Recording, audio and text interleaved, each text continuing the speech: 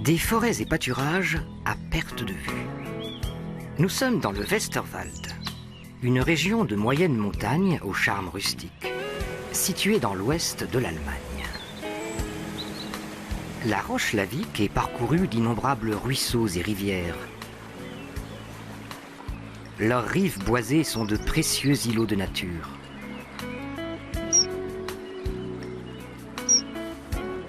C'est ici que le martin pêcheur a élu domicile. Le Westerwald est son royaume.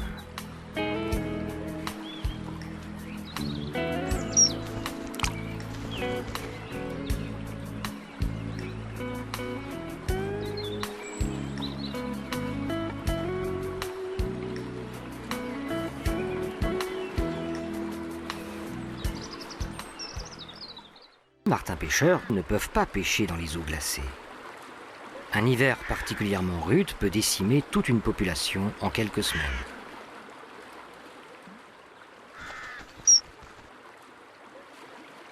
Cette année, il y a au moins un survivant.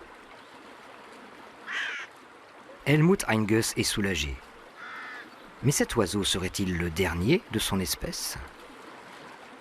Les martins-pêcheurs descendent d'une espèce tropicale qui a migré en Europe il y a 10 000 ans seulement.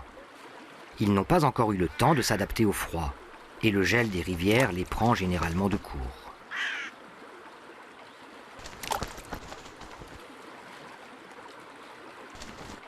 Helmut Einges observe les martins-pêcheurs depuis qu'il est tout petit et tremble pour eux à chaque hiver. Le martin-pêcheur se nourrit exclusivement de petits poissons. C'est un excellent pêcheur, comme le montre le ralenti.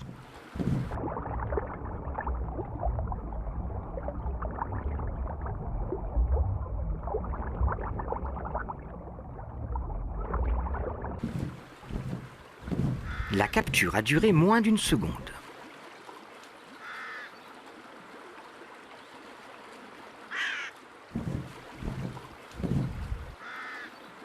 Le martin-pêcheur assomme ensuite sa proie en la secouant vigoureusement.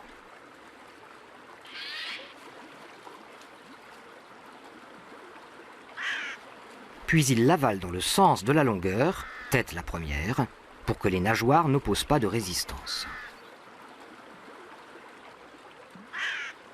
Avant de passer à la suivante, il aura besoin de toutes ses forces pour passer l'hiver.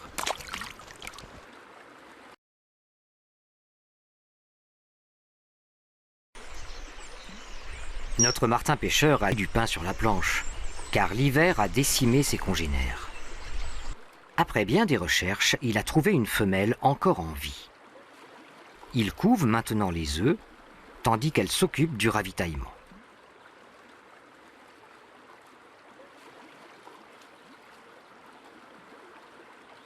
Dès le début du mois de mars, il a creusé un terrier d'1 mètre de profondeur dans la berge. C'est une prouesse pour cet oiseau de la taille d'un moineau.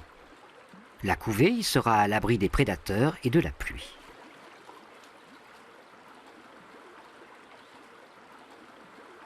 La femelle, reconnaissable à sa mandibule inférieure rouge, ne tarde pas à revenir pour relayer le mâle. Elle l'appelle, il accourt.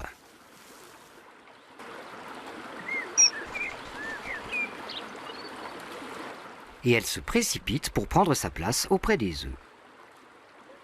Grâce à ce relais, les 2 adultes peuvent s'alimenter sans que les œufs perdent leur chaleur.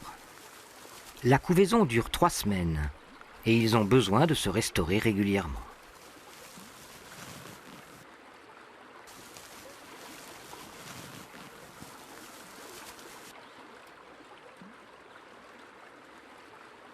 Le mâle en profite pour prendre un bain de soleil.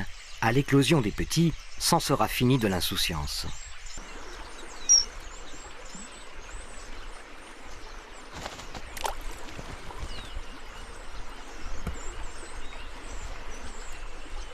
Mais il tourne sa proie dans l'autre sens. C'est que les œufs ont éclos il y a quelques heures.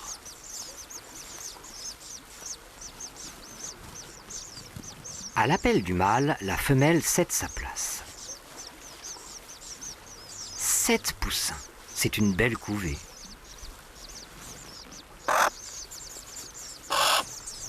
Les poussins sont aveugles.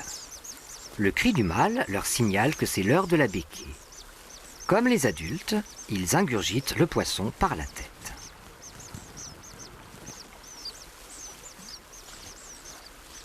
Ils ont un appétit gargantuesque.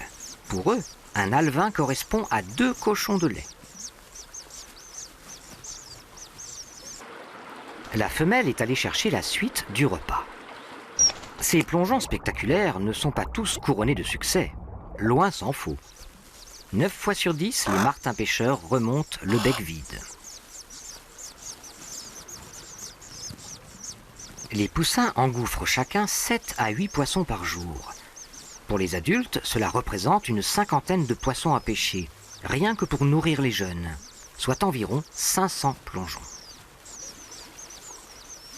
Pour l'instant, les adultes se partagent le travail, mais ce ne sera bientôt plus possible.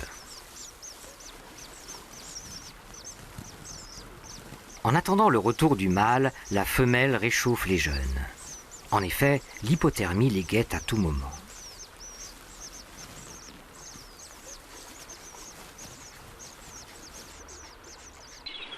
Le terrier du martin-pêcheur est devenu très bruyant.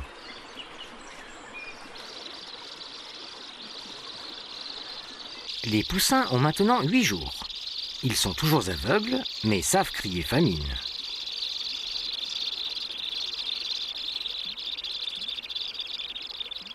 Jusqu'à ce qu'ils tombent de sommeil.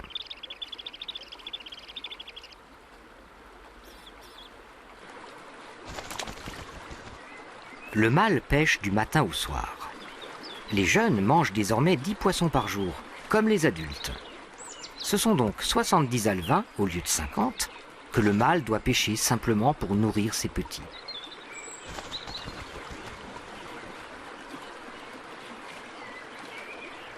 Dès que papa signale sa présence, les poussins se remettent à piailler. Les arêtes de poissons qu'ils rejettent s'accumulent sur le sol du terrier pour former un épais matelas. Si le mâle est désormais seul à ravitailler sa progéniture, c'est que la femelle s'est installée un peu plus bas.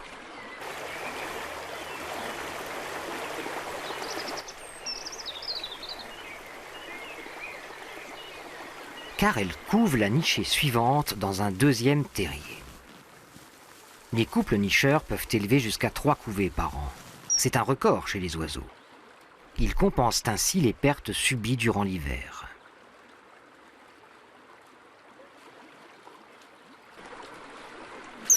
Mais ce sont des mois de travail intensif. Les fortes pluies des derniers jours n'arrangent pas leurs affaires.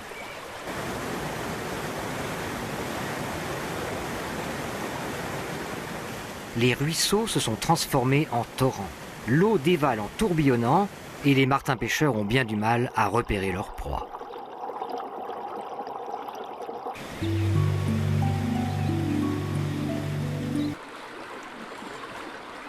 Au royaume du martin-pêcheur, la rivière s'est calmée.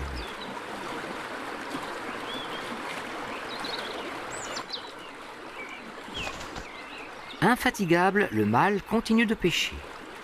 L'entrée de son terrier est souillée par la fiente des jeunes. Ce n'est pas très engageant, mais il n'a pas le choix. Malgré la pluie, il a réussi à garder ses 7 petits en vie. Ils ont maintenant 17 jours.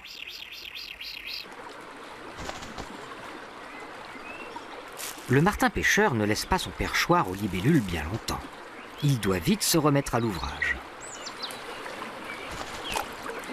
Durant toute la période de nidification, le martin-pêcheur répète inlassablement ses plongeons spectaculaires. Mais il passe souvent inaperçu car l'oiseau bleu aime pêcher à l'abri des regards indiscrets. Après chaque visite des adultes, les jeunes se décalent d'une place pour que chacun reçoive sa pitance. Et gare à ceux qui tentent de couper la file. Rares sont les naturalistes qui ont pu observer ces scènes, d'autant que le terrier est normalement plongé dans l'obscurité. Le manège des poussins est donc longtemps resté inconnu.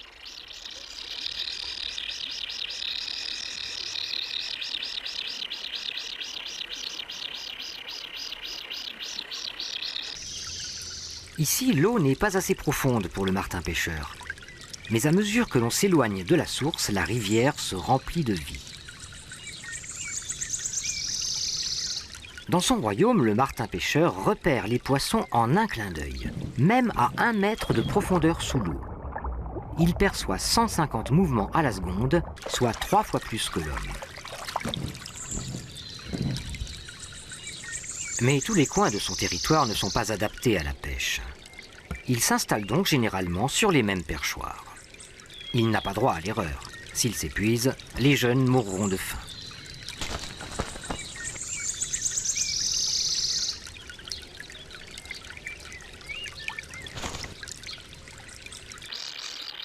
Plus les juvéniles sont grands, moins ils sont disciplinés. Passées les 2 premières semaines, ils n'attendent plus sagement leur tour pour manger. Dès que le mâle appelle, ils se précipitent tous à la fois. En raison du manque d'espace, l'adulte distribue son poisson à l'entrée. On se pousse dans les rangs pour prendre la place du premier. Le mâle pêche 10 heures par jour. Les pauses sont rares. Chaque jeune ingurgite maintenant un poisson tous les quarts d'heure. Cela fait 200 poissons par jour à capturer pour l'ensemble de la couvée. C'est 4 fois plus qu'au début du nourrissage.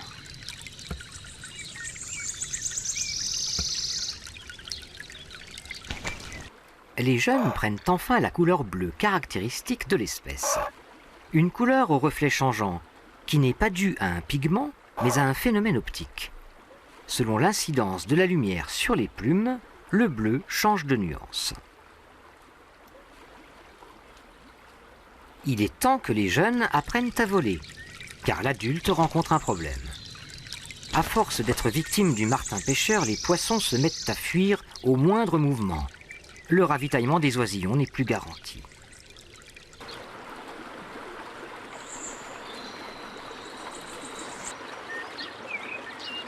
Un grand événement se prépare au royaume des martins pêcheurs. La femelle est revenue. Elle invite ses petits à prendre leur envol, car elle a besoin du terrier pour sa 3e couvée. Bizarre. Pour une fois, ce n'est pas la bousculade habituelle. Un téméraire se lance à reculons.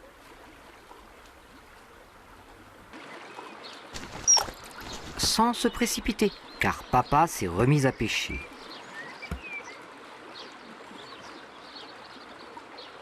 Mais celui-ci ne semble plus disposé à partager le produit de la pêche.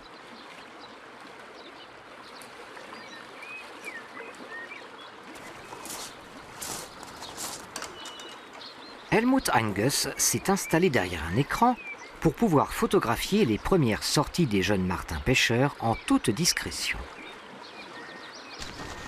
Le stratagème du père porte ses fruits. Un premier oisillon vient de quitter le nid.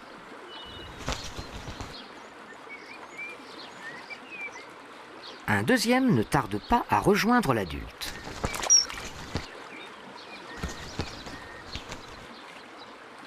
Et la béquée alors?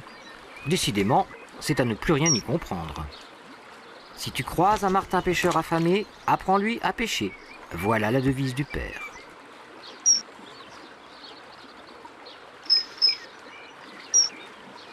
Au cours des 20 dernières années, Helmut Angus a photographié une 50aine de jeunes martins pêcheurs issus de 8 couvées différentes au moment de leur premier envol. L'adulte reste sourd aux protestations de son rejeton. Avec 3 couvées par an, il ne peut pas se permettre de prolonger inutilement le nourrissage. Pourtant, le poisson est bien dans le bon sens. Et si, finalement... Raté. La pêche du jour est destinée au petit frère de la 2e couvée. De nouveau, le mâle est seul à les nourrir car la femelle a entamé la 3e couvée. Le temps presse. Les benjamins ne pourront pas voler de leurs propres ailes avant 1 mois. Plus on se rapproche de l'automne, moins leurs chances de survie sont élevées.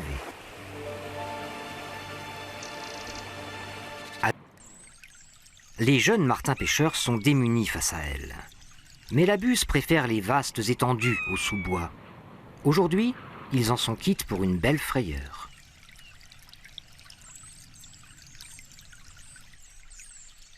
C'est l'occasion unique de faire une photo de famille.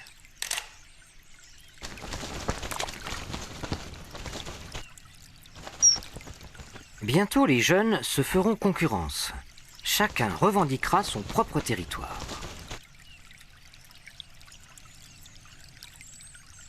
C'est la seule fois qu'Helmut Einges en verra 4 réunis.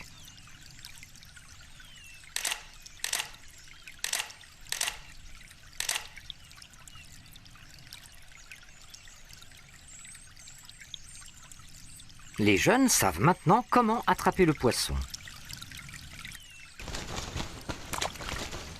Même si tous n'y arrivent pas du premier coup, ils s'améliorent jour après jour. D'ailleurs, ils ne peuvent pas se permettre d'être mauvais élèves. Ce serait la mort assurée.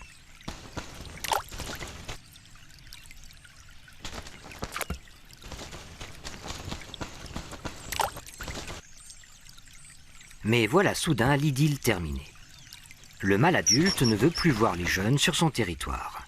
Il a besoin des stocks de poissons pour nourrir les cadets. Ses aînés vont mettre quelque temps à comprendre. Puis ils s'envoleront, en amont ou en aval, chacun pour soi, en quête de son propre territoire.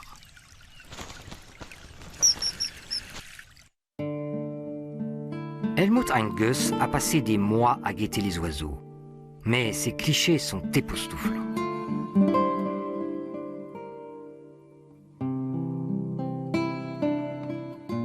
Il a photographié ses premiers martins pêcheurs quand il était encore enfant. Cette année encore, sa patience a été couronnée de succès.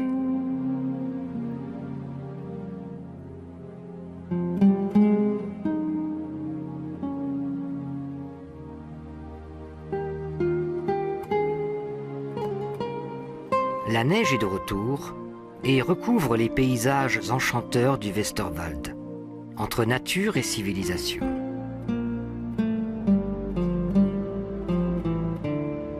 La cigogne noire, le tarier des prés et la pie-grièche écorcheur sont partis depuis longtemps pour des cieux plus cléments. Seul reste le martin pêcheur, travailleur et fécond. Tant que l'eau ne gèlera pas, il sera là, l'oiseau bleu du Westerwald.